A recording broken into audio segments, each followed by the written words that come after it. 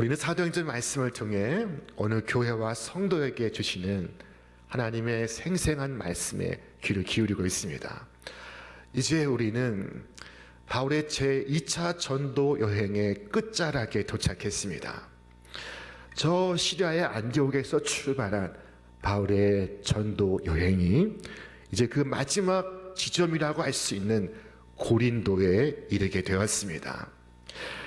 이 바울은 빌립보와 데살로니카와 베레아와 아덴을 거쳐 이 고린도에 방도했습니다. 이 고린도는 아덴 남서쪽 약 60km의 위치에 있는 거대한 도시였습니다. 물질로는 풍성했지만 한편 도덕적으로는 심히 타락한 도시였습니다. 많은 우상 숭배가 있고 음란이 있었습니다. 자, 이 고린도 전서에 보면은 바울이 고린도에 보낸 훗날의 편지 속에서 바울이 고린도에 도착했을 때의 처음 심정이 어떠했는가를 그가 묘사하고 있습니다. 그가 이곳에서 처음 전도했을 때 그가 어떻게 느꼈는지 이렇게 기록했습니다. 내가 너희 가운데 거할 때 약하며 두려워하며 심히 떨었다 말씀하고 있습니다. 자, 여러분, 이 사도의 표현이 충격적입니다. 내가 너희 가운데 처음 복음을 전할 때 나는 약하였고 두려웠고 심히 떨었으니, 여러분, 그럴 만도 하겠지요. 바울이 성령의 인도를 받아서 아시아를 떠나 저 유럽을 향하여 빌립보에 도착했습니다. 그리고 오늘에 이르기까지 가는 곳곳마다 어려움을 겪었습니다. 빌립보에서는 매를 맞고 감옥에 갇혔으며 데살로니카에서는 깡패들이 바울을 쫓아갔습니다. 그리고 내려간 베레아에서 복음을 전할 때 다시 데살로니카의 깡패들이 내려와 바울의 전도를 회방했습니다. 그리고 혈혈 단신으로 들어간 아덴에서 그는 열심히 전도를 하지만은 그러나 원치 않는 논쟁을 갖게 되었습니다. 그리고 고린도에 도착을 했습니다. 그는 이미 약해져 있었고 그리고 마음에 두려움이 있었습니다. 그는 심히 떨었다고 고백하고 있습니다. 경험이 없는 사람은 오히려 자신에게 큰 능력이 있다고 생각하기를 좋아합니다. 아무 능력도 없음에도 말입니다. 그러나 저 사람들 속에서 사역하는, 실로 어려운 일로 부름받은 사람들은 자주 자신들의 연약함을 애통해야 합니다. 그리하여 그들은 자신의 연약함과 자신의 무가치함을 느끼고 하나님 앞에 나아가 자기가 모든 성도 중에 지극히 작은 자라고 하는 사실을 고백을 합니다. 바울은 종종 자신을 지극히 작은 자라고 표현했습니다. 모든 성도 중에 지극히 작은 자보다 더 작은 나에게 이 은혜를 주신 것은 측량할 수 없는 그리스도의 풍성함을 이방인에게 전하게 하시고,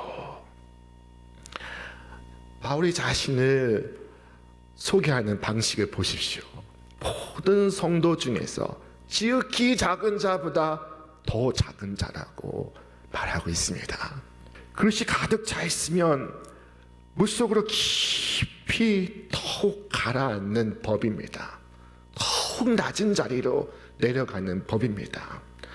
여러분이 충만한 은혜는 높아지려는 교만을 치료합니다. 하늘의 은혜는 이전에는 결코 깨닫지 못했던 사실을 깨닫게 합니다. 그것은 나 자신이 얼마나 연약하고 얼마나 무가치한 자인가를 깨닫는 것입니다. 바울은 자신을 지극히 작은 자보다 더 작은 자라고 말했습니다. 모든 사도들 중에 작은 자라고 말하지 않았습니다. 모든 성도들 중에서 지극히 작은 자보다 더 작은 자라고 말했던 것입니다. 하지만 그는 그 반대로 자신에게 맡겨진 이 하늘의 직무에 대해서는 가장 귀한 것으로 생각했습니다. 그는 모든 성도 중에 지극히 작은 자보다 더 작은 나에게 이 은혜를 주신 것은 측량할 수 없는 그리스도의 풍성함을 이방인에게 전하게 하시고, 자, 그는 자신의 이 사역을 하나님이 주신 위대한 선물이요, 하나님이 주신 명예요, 하나님이 허락하신 은총이라고 말했습니다. 물론 그것은 사람이 볼 때는 결코 그렇게 매력적인 것은 아니었습니다. 바울은 교황이 아니었습니다. 그에게는 막강한 고난이 없었습니다. 그에게는 봉급도 없었습니다. 그에게는 사람들의 충성도 없었습니다.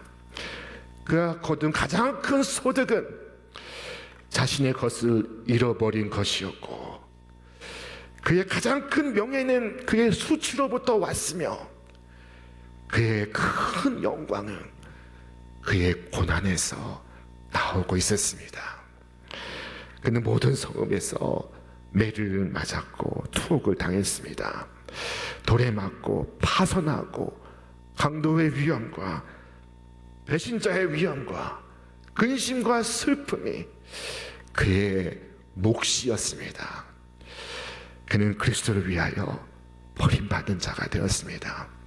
유대인 형제들이 변절자 바울을 향하여 분노했습니다. 그는 그리스도를 위하여 모든 것을 잃었습니다. 그러나 그의 서신서 구절구절을 보면은 그가 편지 쓰기를 잠시 멈추고, 그리고 자신에게 이 복음을 맡겨주실 만큼 자기에게 이 지극히 큰 영광을 주신 것에 대하여 그가 주님을 찬송하는 것을 볼 수가 있습니다. 주여, 왜 나 같은 자에게 이 직분을 주셨나이까? 주여, 왜 나 같은 자에게 이 복음을 맡겨주셨나이까? 오늘 본문에는 이 복음의 사역에 참여하는 한 쌍의 부부가 등장합니다. 자, 이 부부는 신약 성경에 등장하는 가장 아름다운 부부의 신뢰입니다. 여러분 잘 아시는 것처럼 아데네스의 지난 바울의 사역은 고단하고 또 외로웠습니다. 그는 그곳에서 인간의 존엄성이나 인간 본성의 위대함 대신에 그리스도의 풍성함을 전파했습니다. 그는 다른 어떤 사람들처럼 철학의 풍성함에 대해서 설교하지 않았습니다. 그는 철학적 사색이 아닌 그리스도의 풍성함을 전했습니다. 그러나 아덴 사람들은 그를 조롱을 했고 바울은 그들과 경론에 빠졌습니다. 자, 그리고 쓸쓸히 그곳을 떠나왔습니다. 고린도에 이르렀을 때, 그런데 그곳에 하나님께서 사도 바울을 위하여 한 선물을 예비하시고 있었습니다. 이 선물은 사람이었습니다. 바울은 이곳 고린도에서 그의 평생의 동역자를 만납니다. 자, 그들은 아굴라와 브리스가라는 부부였습니다. 여러분, 이 브리스가와 아굴라는 바울의 사역에 있어서 결코 떼어놓을 수 없는 인물이 됩니다.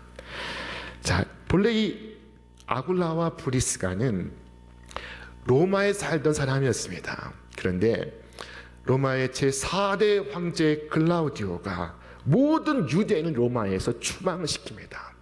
그때 쫓겨나서 이들 부부가 이 고린도에 정착을 했던 것입니다. 바울보다 먼저 이 고린도에 정착해 있었습니다. 그리고 그곳에서 바울과의 운명적인 만남을 갖습니다.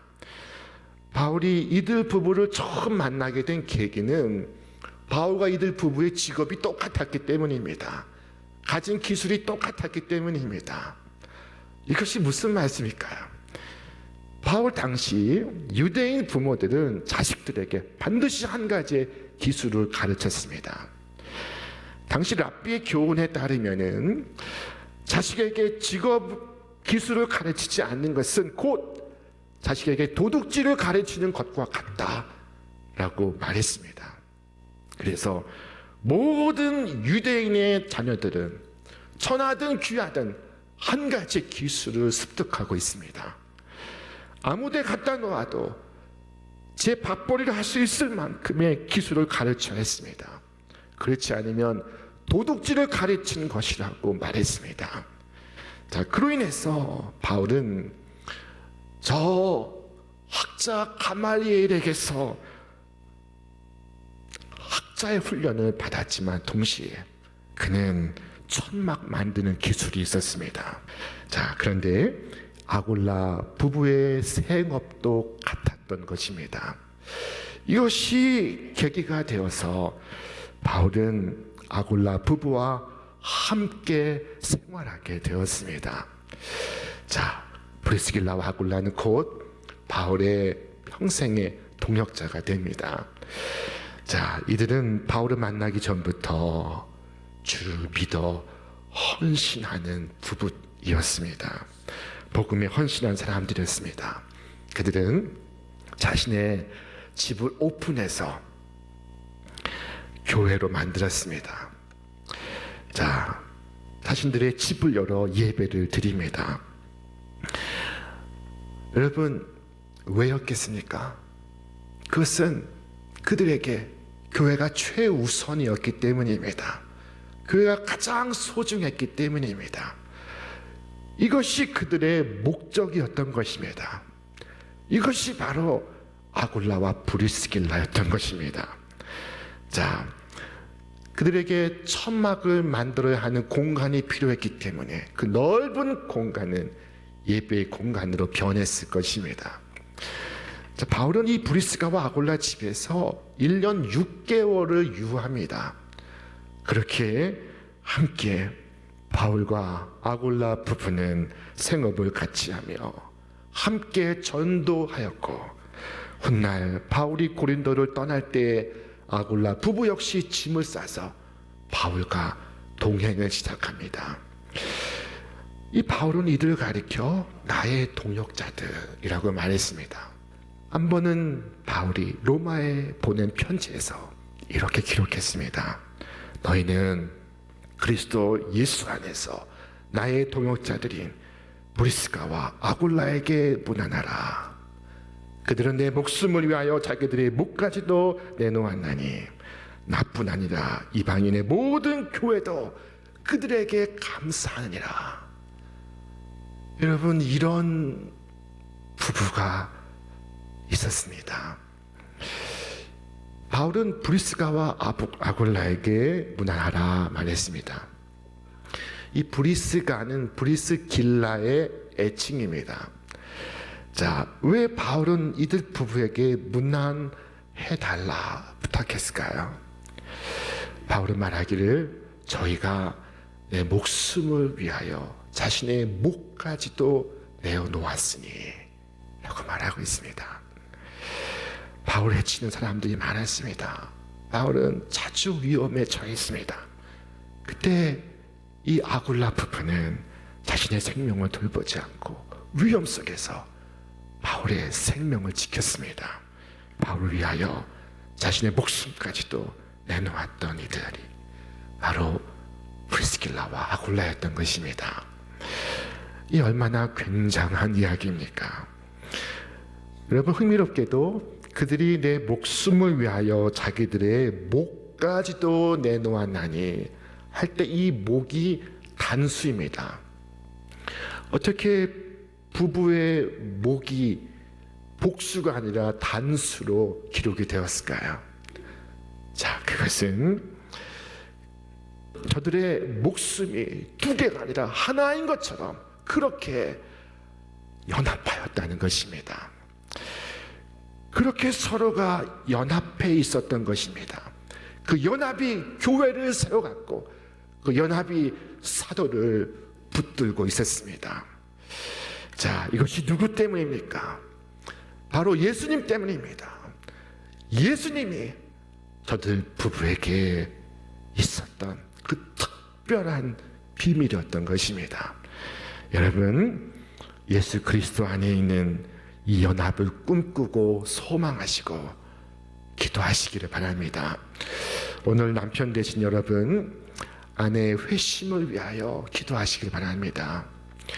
오늘 아내 되신 여러분, 남편을 위하여 저 보좌 앞에 나아가 기도하실 때 반드시 사랑하는 남편의 이름을 부르시기를 바랍니다.